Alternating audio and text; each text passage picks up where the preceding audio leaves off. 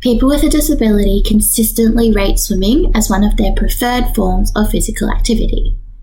And it's not hard to understand why, considering the physical, social, emotional, and sensory benefits of the water. What if I told you that 91% of parents in the Autism Swim community had left mainstream services due to them not understanding or accommodating their child's needs? My name is Jessica Thackeray. I am the clinical lead and an occupational therapist at Autism Swim. I have over 7 years experience in the aquatics industry, in which time I worked as a swimming instructor, developing inclusive programs, and worked as a Special Olympics coach. Today I'm here to talk a little bit about Autism Swim, why we provide specialist supports in the water, common challenges we've encountered and how we've overcome them, and encourage you to join the Autism Swim community. So let's start with a video. Children with autism spectrum disorder are 160 times more likely to drown than the general paediatric population group. Autism Swim is here to change these hugely underreported statistics, whilst ensuring everyone has an incredible amount of fun along the way. How do we do it? 1, we work with parents, educating them on wandering and drowning prevention and how to maintain an effective aquatics program. 2, we work with swimming instructors and educators. This includes training, resources, referrals and support. As a result, they become Autism Swim approved. And 3, we run programs, teaching the participants vital skill development and safety. Check us out at autismswim.com.au. Swimming is the best part of my life. Accidental drowning accounts for approximately 90% of deaths reported in children aged 14 or under, and that's subsequent to wandering. Wandering is the tendency for an individual to want to leave the safe environment or person. Wandering is also the first step in the process of drowning. Autism Swim have identified that there are 7 key contributing factors to the increased risks of drowning for individuals on the autism spectrum.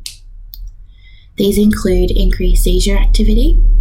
We all know how risky it is to be in the water if you have active seizure activity and are surrounded by people who don't know how to respond. So we believe it's a core part of training that all aquatic professionals are aware and know how to respond to a seizure in the water.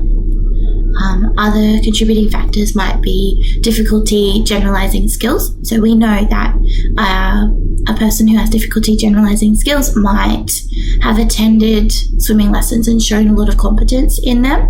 However, if placed in an unfamiliar or a stressful environment, they might not be able to recall the skills required and still be at risk. We believe there's a lack of specialised services of those who can accommodate and understand the individual needs of a person, including their sensory, communication, behaviour and physical needs. So part of how Autism Swim came to be is that Erica, our founder, was unable to find appropriate services. She knew the statistics and that her clients were at risk, but she couldn't find an appropriate provider to teach water safety and swimming skills. We also know that there's an increased difficulty in perceiving danger. At Autism Swim, we focus more on teaching safe behaviours around the water as opposed to teaching the ability to perceive or understand danger. So we might teach that we enter the pool at one certain place rather than trying to show danger or induce fear. The final part is a lack of awareness, and that's across the wider community. We consider a core part of our role is promoting community awareness and accommodations even wider than the aquatic communities. So we know that current drowning prevention strategies have neglected to address specific needs of individuals on the autism spectrum and those with other abilities. And we know this because of the high statistics, and we also know that there's no mention of how to approach or support a person on the autism spectrum who might be in crisis, let alone how to appropriately teach a diverse learner. So why the water? For many people on the autism spectrum, the properties of the water help to moderate levels of excitement and anxiety, which can help making it easier to concentrate and maintain attention. So we know that in the water we can get better outcomes. We can teach things in a more regulated and ready to learn way. We also know that in the water, our participants are more motivated to engage, and there are often associated improvements in social behaviours, communication and interactions. So on this slide, I've placed some pictures of children in different aquatic environments. We can see a boy swimming towards his teacher in the pool and a girl standing up on a paddleboard in the ocean.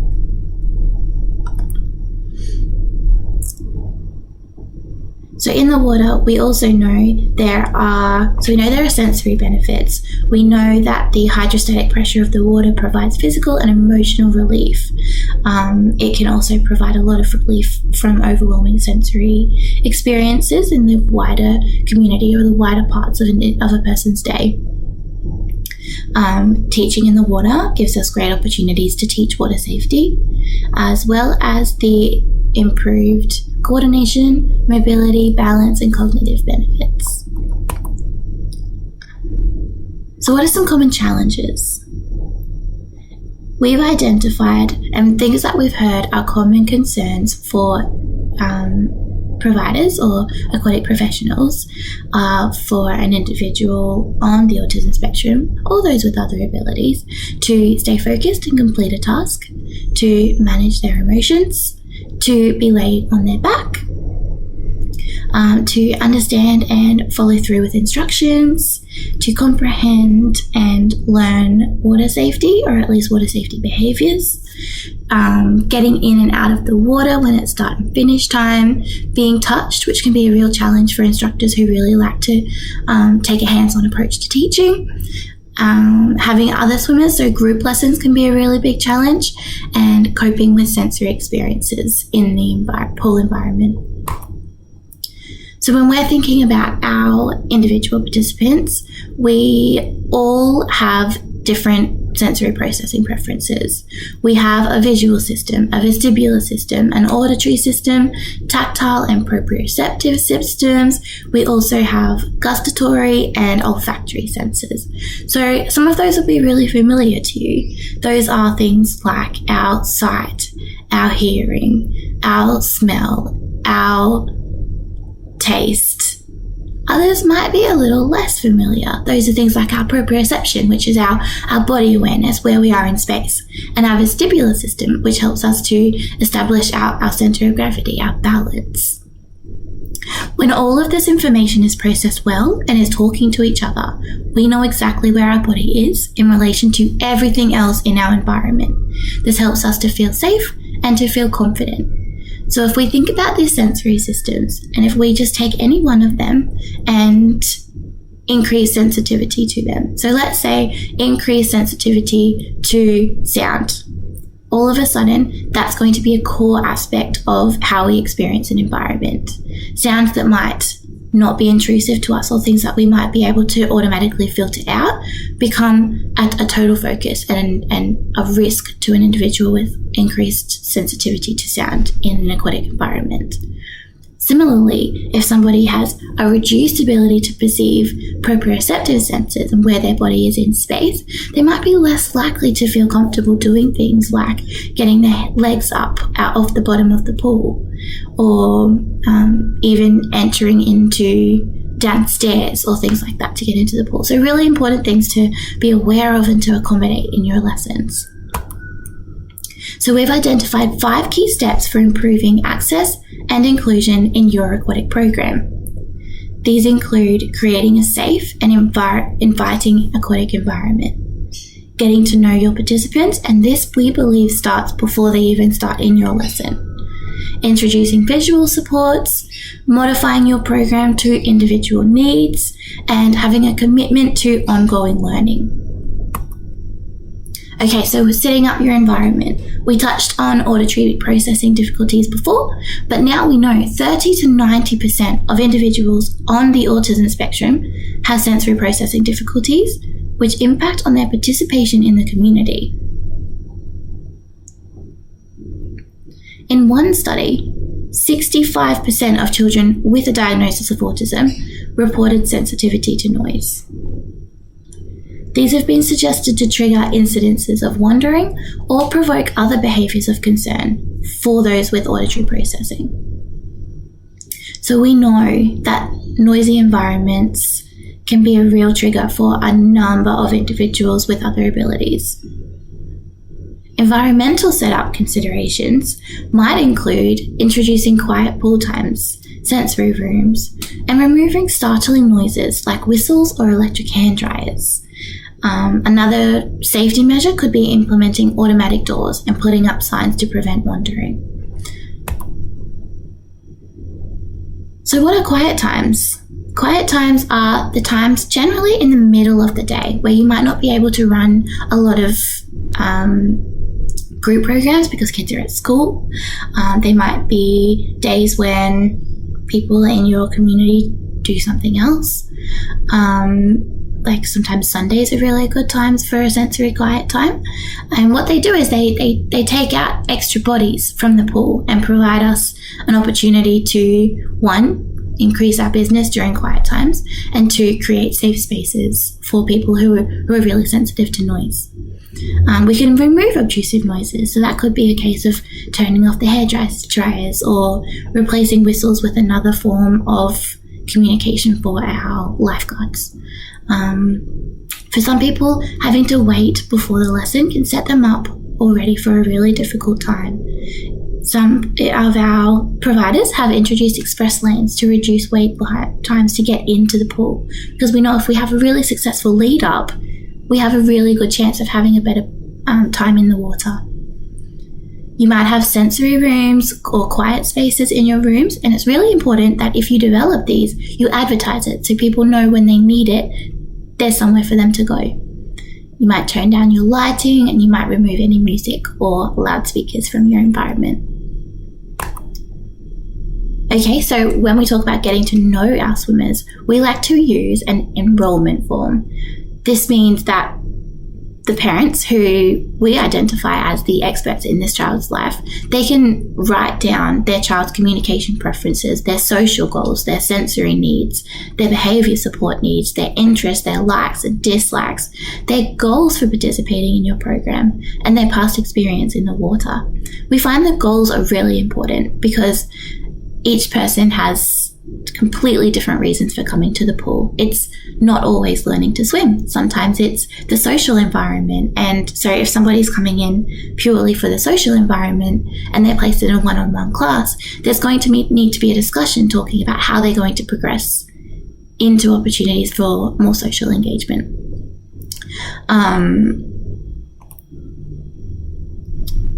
Let's have a look at individual visual supports.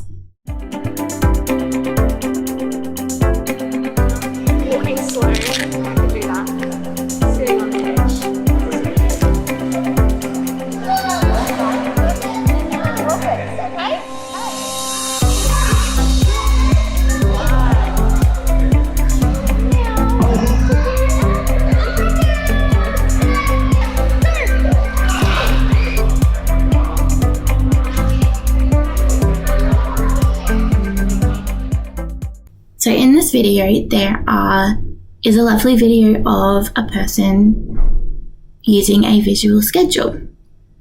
In this case, it includes pictures, but sometimes depending on preferences, it might just include words.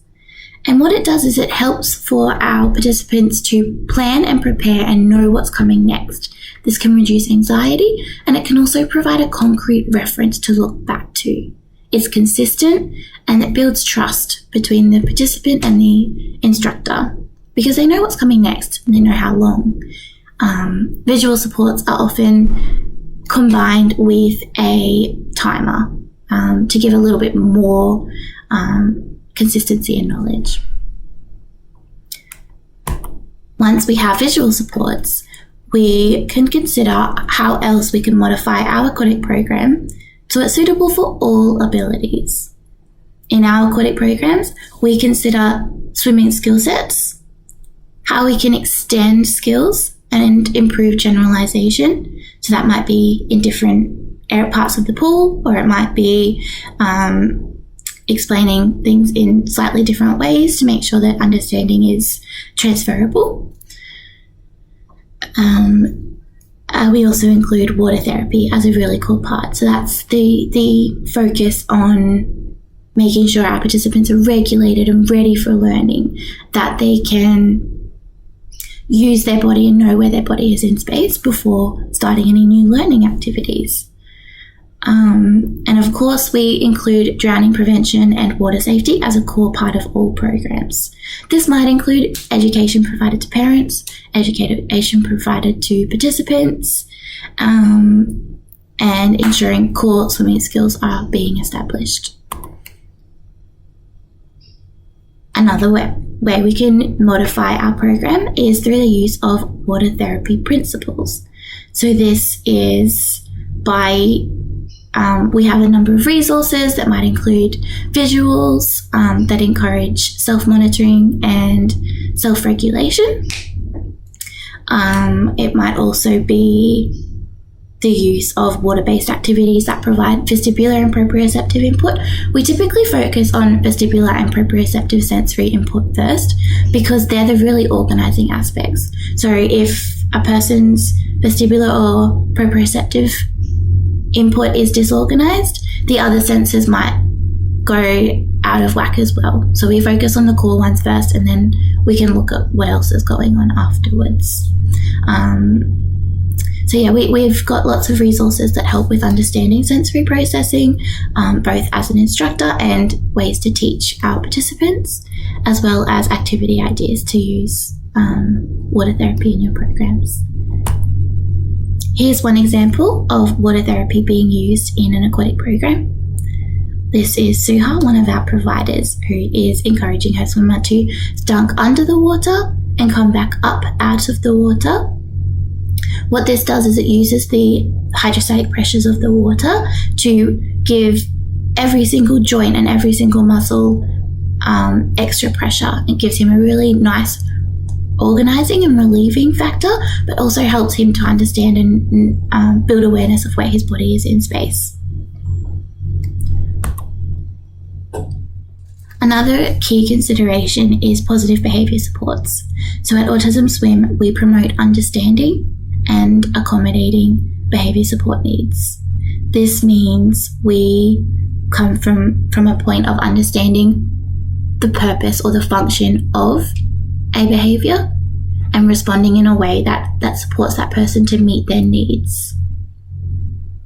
Positive behaviour supports might also look at ways to teach expected behaviours. For example, we might use a positive pool rules chart which shows expected behaviours, such as I walk around the pool or I keep my hands to myself, rather than focusing on negative behaviours that we don't want to see, like no hitting or no diving or no jumping into the pool. And finally, we want to encourage you to become Autism Swim approved. Here's another video. Are you a qualified swimming instructor or aquatic therapist? And would you like to specialise in working with those who have autism and other abilities? Autism Swim is the only certifying body in the world specific to autism and aquatics. How does the certification work? You select which membership package suits your needs best, and then you receive the following: comprehensive training modules on a range of different subjects, New resources every month, 3 monthly quizzes, a listing on Autism Swim's website so that parents can find you, and ongoing support from the Autism Swim team and other Autism Swim approved providers. It's not a set program.